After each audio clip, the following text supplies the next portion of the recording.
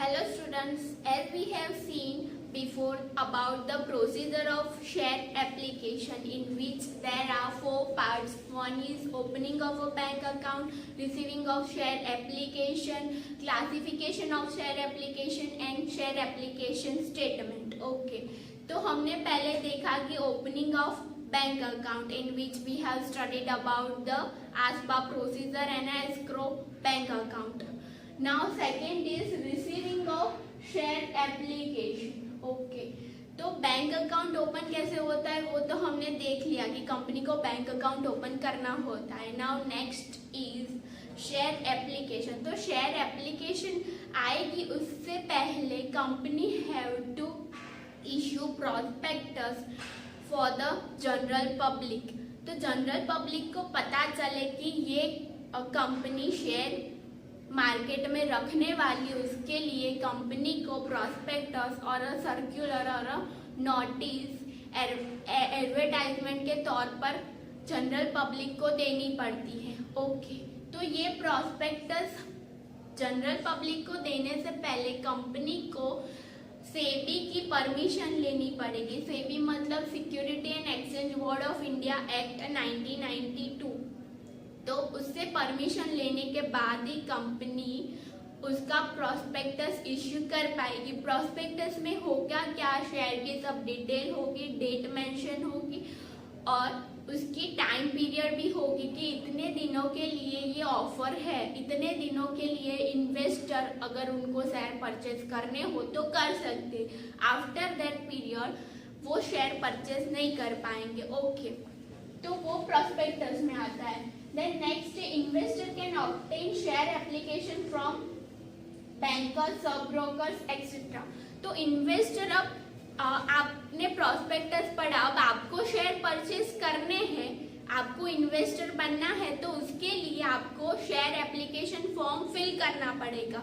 तो वो application form कहाँ से मिलेगा, तो बैंकर्स टू द इश्यू. पहले हमने देखा कि बैंकर्स टू द इश्यू क्या है, तो ऐसी बैंकें जो कंपनी ने पहले से डिफाइन की होगी उनकी ब्रांचों में से वो एप्लीकेशन फॉर्म मिल सकता है. देन आता है इंटरमीडियरीज. इंटरमीडियरीज में से कौन कौन से होते हैं, लाइक लीड मैनेजर, देन डिपोजिटरीज, ये सब इंटरमीडियरीज होते हैं, ब्रोकर्स होते हैं. तो आप उन लोगों से शेयर एप्लीकेशन फॉर्म लेके फिल करके आप उन्हें सबमिट करवा सकते हो.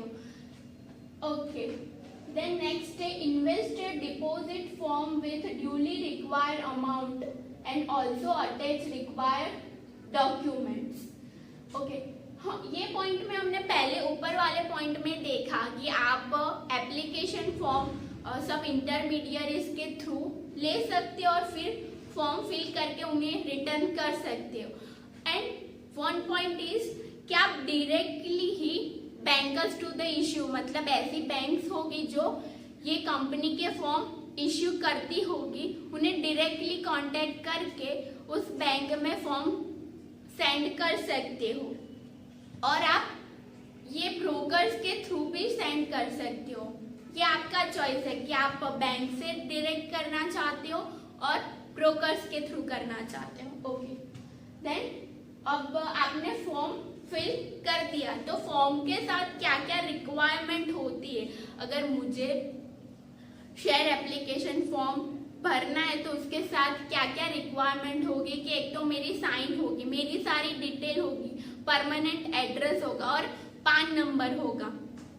तो वो पान नंबर, उसकी सिग्नेचर, उसकी और अदर रिक्वायरमेंट्स लाइक डॉक्यूमेंट्स, आधार कार्ड, पान कार्ड, वो सब मुझे अटैच करके फॉर्म के साथ देना पड़ेगा. Okay in ASBA process it is compulsory to deposit application in such branch where applicant have his bank account. Okay तो मैंने जो ब्रोकर्स थे उनके थ्रू एप्लीकेशन फॉर्म भरा है. ओके तो एप्लीकेशन फॉर्म भरा है और ASBA में आपने पढ़ा था कि ASBA में होता क्या है कि जो इन्वेस्टर होगा उसका जो अकाउंट होगा उसमें अमाउंट ब्लॉक हो जाएगी, जो एप्लीकेशन अमाउंट होगी वो ब्लॉक हो जाएगी, ताकि इन्वेस्टर के साथ कोई फ्रॉड ना हो, रिफंड करने की प्रॉब्लम ना आए और कोई ऐसा क्वेश्चन अराइज ना हो। इसलिए आसबा की प्रोसीजर के थ्रू ये सब होता है। तो आसबा में अमाउंट ब्लॉक होती है, तो उसके लिए इन्वेस्टर का अकाउंट उसमें होना चाहिए, ये कंपलसरी है। Okay, then next is process of allotment done after verifying signature and demat account of application. तो शेयर एप्लीकेशन प्रोसेस डन होगी after the verifying the specifying signature of a applicant. जो applicant होगा उसकी जो signature होगी और other document होगे, उसको वेरीफाई करने के बाद ही प्रोसेस कंटिन्यू होगी। Next is after receiving application bank inform the same to the ROC. अब आरओसी होता क्या है? तो आरओसी मतलब registrars of a companies. Registrars of a company क्या होता है कि कंपनी के भी ऊपर आता है आरओसी, जिसमें कंपनी को इनकॉर्पोरेट करने के लिए पहले आरओसी से परमिशन चाहिए होती है।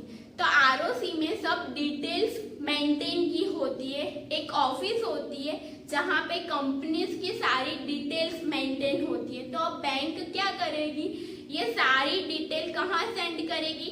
आरओसी को। Okay, application of which application amount is blocked are handed to lead managers of the companies.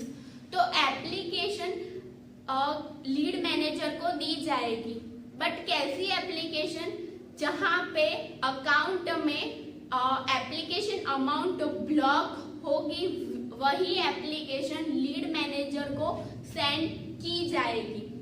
समझ में आया? फिर से, ऐसी एप्लीकेशन जहां पे आपकी अकाउंट में एप्लीकेशन अमाउंट ब्लॉक होगी, वही एप्लीकेशन लीड मैनेजर कौन होगा? तो वो कंपनी का एक मैनेजर होगा जो ये सब हैंडल करता है, तो वो लीड मैनेजर को सेंड की जाए।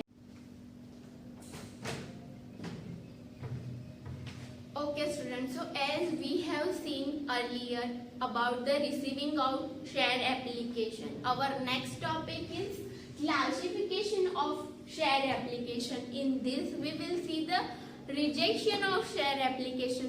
अब कंपनी के पास शेयर की एप्लीकेशन तो आ गई, बट अब कंपनी उसे वेरीफाई करेगी। जो एप्लीकेशन आई है और एप्लीकेंट की जो डिटेल आई है उसे एक बार वेरीफाई करेगी, उसकी डिटेल्स को वेरीफाई करेगी। उसके बाद इफ जो डिटेल्स इनप्रॉपर है, अप्रोप्रिएट नहीं है, तो उस एप्लीकेशन को रिजेक्ट कर दिया जाएगा।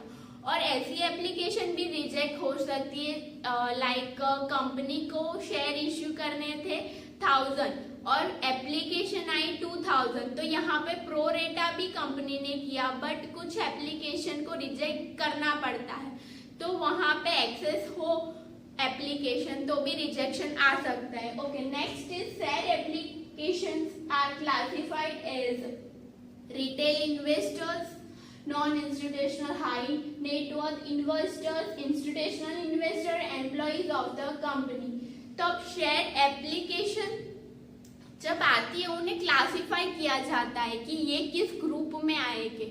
तो फर्स्ट है रिटेल इन्वेस्टर। तो ऐसे इन्वेस्टर जो जनरल पब्लिक होती है वो अपने लिए इन्वेस्ट करती है, अपने प्रॉफिट के लिए इन्वेस्ट करती है। ओके, तो उसकी लिमिट है 2 लाख रुपीज। तो मतलब इसके नीचे की अमाउंट में जो लोग इन्वेस्ट करेंगे तो उन्हें क्या बोला जाएगा? रिटेल इन्वेस्टर बोला जाएगा। मैंने 1,50,000 रुपीज इन्वेस्ट किए हैं किसी कंपनी में, तो मैं हुई रिटेल इन्वेस्टर। अब मैंने 2,50,000 रुपीज इन्वेस्ट किए होंगे, तो मैं सेकेंड कैटेगरी में आ जाऊंगी, जो है non institutional high net worth investor. इस कैटेगरी में कौन से लोग आते हैं कि जो 2 लाख की जो लिमिट थी उसके ऊपर जो लोग इन्वेस्ट करेंगे वो इस कैटेगरी में आएंगे। इस कैटेगरी को हम 2 पार्ट में डिवाइड करेंगे तो डिफाइन करना इजी होगा। फर्स्ट है नॉन इंस्टीट्यूशनल, मतलब कि ये पर्सन हो सकता है और ग्रुप ऑफ पर्सन है, बट कोई इंस्टीट्यूशन यहाँ पे इन्वेस्ट नहीं कर रही है। High net worth investor, non institutional देखा हमने। अब नेक्स्ट हाई नेटवर्थ इन्वेस्टर, जो लार्ज अमाउंट में इन्वेस्ट करते हैं, कोई एक ही पर्सन है बट बहुत लार्ज अमाउंट में इन्वेस्ट कर रहा है, तो हम उसे किस कैटेगरी में रखेंगे? Non institutional high net worth investor. Next है इंस्टीट्यूशनल इन्वेस्टर। और रिटेल इन्वेस्टर और इंस्टीट्यूशनल इन्वेस्टर में क्या डिफरेंशिएशन है? तो इंस्टीट्यूशनल इन्वेस्टर में कोई स्मॉल कंपनी है जो इन्वेस्ट कर रही है, वाइल रिटेल इन्वेस्टर में कोई एक पर्सन था जो अपने खुद के लिए इन्वेस्ट कर रहा है, खुद के प्रॉफिट के लिए इन्वेस्ट कर रहा है। वाइल इंस्टीट्यूशन में क्या होता है कि कोई स्मॉल कंपनी है, ग्रुप ऑफ पर्सन है जो लार्ज अमाउंट में इन्वेस्ट कर रहे हैं। Okay, employees of the company, तब कंपनी का जो खुद का एम्प्लॉय होता है उसे भी शेयर्स मिलते हैं। वो रिजर्वेशन में हम देखते हैं कि कंपनी जब प्रोस्पेक्टस बाहर निकालती है तो उसमें सारी डिटेल्स आती है कि किस कैटेगरी के लिए कितना रिजर्वेशन है। रिजर्वेशन मतलब आपको पता है कि जनरल कैटेगरी होती है, ओबीसी, एसटी, ऐसी कैटेगरी होती है जहाँ पे आपके मार्क्स के अकॉर्डिंग आपको डिवाइड थोड़ा रिलैक्सेशन मिलता है। ओके, वो हुआ आपके मार्क्स के अकॉर्डिंग। यहाँ पे क्या होता है कि प्रोस्पेक्टस में कंपनी उसकी डिटेल देती है कि रिटेल इन्वेस्टर को इतना रिजर्वेशन है, मतलब कि इतनी शेयर हमें इन्हें देनी ही पड़ेगी। लाइक 10,000 शेयर्स कंपनी को इश्यू करने होते हैं तो उसमें से 10% रिजर्वेशन किसके लिए है? रिटेल इन्वेस्टर्स के लिए। तो 1000 का 10% कितना हुआ? 1000 शेयर्स थे और उसकी 10% रिजर्वेशन किसके पास थी? रिटेल इन्वेस्टर के पास।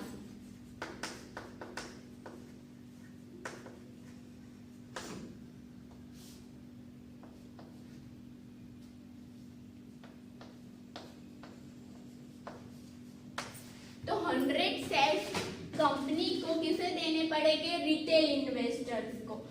बाकी के शेयर कंपनी दूसरे कैटेगरी में डिवाइड कर सकती, बट इट इज कंपलसरी के 100 इफ इश्यू कर रही है तो उसके 10% हुए 1000 इश्यू कर रही है तो उसके 10% हुए 100 शेयर, तो उसको कंपलसरी इतने शेयर रिटेल इन्वेस्टर के लिए रिजर्व रखने होंगे। Next, as per the SEBI's guideline 10% of issue share are reserve for retail investor. हमने यहाँ देखा कि 10% कंपनी को रिजर्व करना पड़ता है रिटेल इन्वेस्टर के लिए। अब नेक्स्ट है, generally company disclose the reservation for each class of investor in prospectus of the company. तो as we have discussed earlier that prospectus में क्या डिटेल्स आती है, तो कंपनी की टाइम पीरियड, उसकी डेट, वो सब मेंशन होता है। और नेक्स्ट होता है कि वो डिस्क्लोज ये भी करती है कि रिजर्वेशन किस कैटेगरी के लिए कितना होगा। ओके स्टूडेंट्स, तो ये हुआ हमारा